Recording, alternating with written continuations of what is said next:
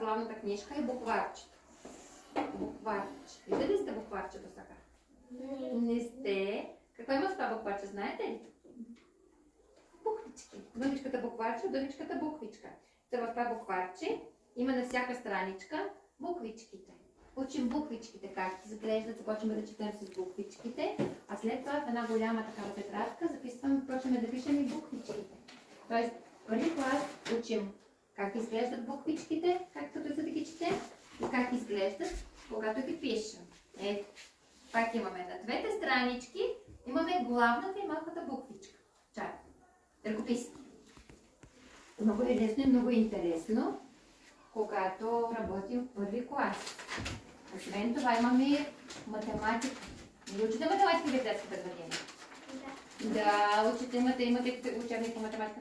Всички предмети, които имате в детската градина, имаме тук в училище. Но за да можем всички дечица да учим и да запомним в клас, ние пазим тишина в клас. Както и в детската градина пазите, нали? Не се надвиквате. Пазите тишина, слушайте госпожа Йоргова като говори. И тук така слушаме учителя като говори. Стоим кротко начина, вдихаме ръчичка.